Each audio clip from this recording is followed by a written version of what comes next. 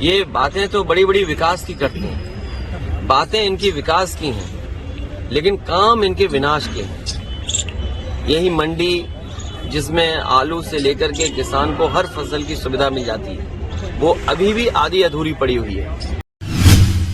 और मैंने नारा दिया है कि सभी दल साथ आएं, खासकर जो समाजवादी पार्टी के साथ गठबंधन में थे। गठबंधन 80 हराओ का नारा देगा। जब 80 हारेंगे तभी भारतीय जनता पार्टी हटेगी। कि लोकतंत्र में जिस नेता की वजह से सरकार बनी हो वही मामा दुखी हो, मामा को दुखी करना ये अच्छी बात नहीं है। और इसका परिणाम जो आने वाला है वो आने वाले समय में 24 को आप देख लेंगे। 24 कई मौकों पर कहा कि जिस तरह का परिणाम आया है भारतीय जनता पार्टी के लिए चिंता का विषय है। जहां कहीं टीवी पे, अखबार में या और लोगों से जो सुनने का मौका मिला है, सभी ने ये कहा कि परिवर्तन के लिए जनता ने वोट दिया। राजस्थान में कांग्रेस की सरकार थी, उसको हटाने के लिए जनता ने वोट दिया।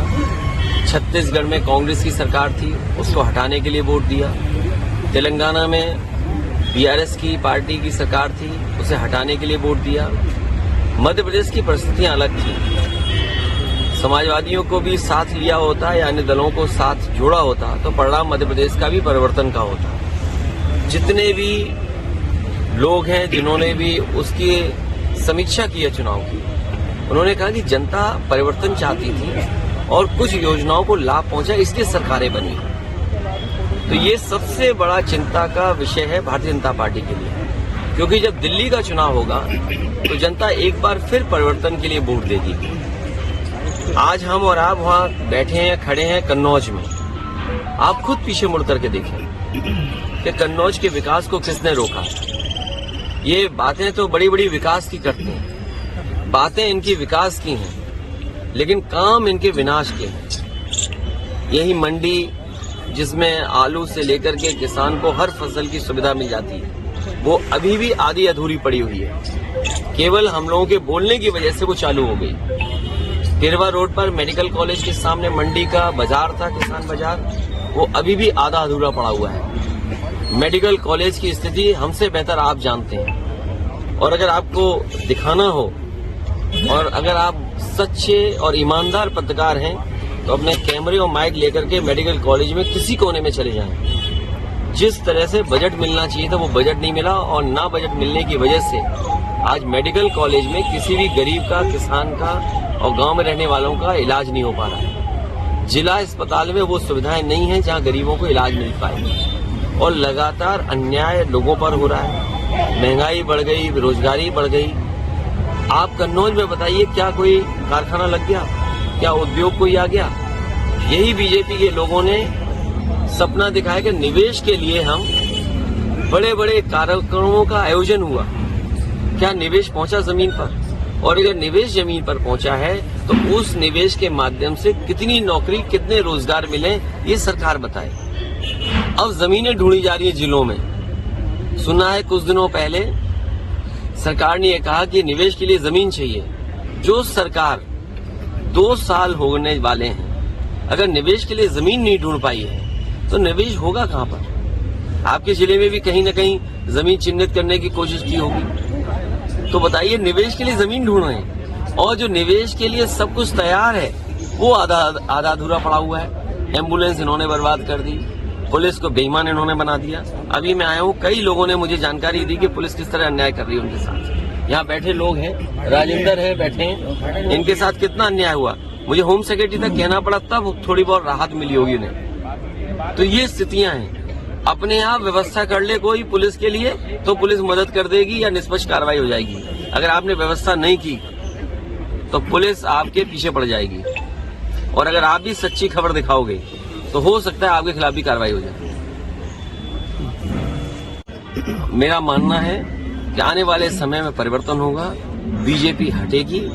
और मैंने नारा दिया है कि सभी दल साथ आएं, खासकर जो समाजवादी पार्टी के साथ गठबंधन में थे। गठबंधन 80 हराओ का नारा देगा। जब 80 हारेंगे तभी भारतीय जनता पार्टी हटेगी, और भारतीय जनता पार्टी हटने से ही देश खुशहाली के रास्ते पर जाएगा। इनके पास नारे तो नए नए हैं, अब कह रहे हैं कि डेवलप्ड कंट्री का सपना देख रहे हैं, जिनके वचन में कोई दम मतलब कहने और कथनी में अलग अलग हो, क्या कहा और क्या किया, इसका जनता को आकलन करना पड़ेगा। और अभी लोकसभा में जो नौजवान कूदे हैं, ये सही बात है कि सुरक्षा, और वहां पर सुरक्षा जो प्रधानमंत्री जी का ड्रीम प्रोजेक्ट था, अगर ड्रीम प्रोजेक्ट में जो लगभग 25,000 करोड़ का बना है, वहां की सुरक्षा ऐसी है, तो मुझे लगता है कहीं न कहीं साजिश भी है और षड्यंत्र भी है, क्योंकि कहीं इसी बहाने सरकार की कोई तैयारी तो नहीं है, कहीं इंटरनल सिक्योरिटी और सुरक्षा के बहाने लोगों को डराने की तैयारी तो नहीं है। एक तो सवाल वो खड़ा होता है, और दूसरा सवाल खड़ा होता है, कई प्रतिष्ठित अखबारों ने कहा कि नौजवान बहुत त्रस्त थे। नौजवानों के परिवार से जब जर्नलिस्टों ने बात की तो परिवार के सदस्यों ने बताया कि नौजवान दुखी थे, उन्हें रोजगार और नौकरी नहीं मिल पा रही थी, इसी वजह से गूंगी बहरी सरकार को जगाने के लिए वो नौजवान लोकसभा में कूद गए। भैया, एमपी में यादव मुख्यमंत्री बनाया है भाजपा ने, इसको यूपी से जोड़कर देखा जा रहा है, क्या मानते हैं, क्या असर डालेगा 24 के चुनाव में? ये केवल 24 तक है, और 24 के बाद क्या होगा वो आप जानते हो क्या होगा। ये केवल दिखाने के लिए है, जो कहावत है ना, वो वही है कहावत, ये केवल दिखाने के लिए है। क्योंकि मध्य प्रदेश की बात आपने कही है, मध्य प्रदेश में ये कहा गया और अखबारों में आज भी निकल रहा है, सोशल मीडिया पे आज भी चल रहा है कि जो लाडली योजना थी उसकी वजह से सरकार बनी। देश के प्रधानमंत्री जी ने भी ये कहा कि महिलाओं का वोट ज्यादा मिला।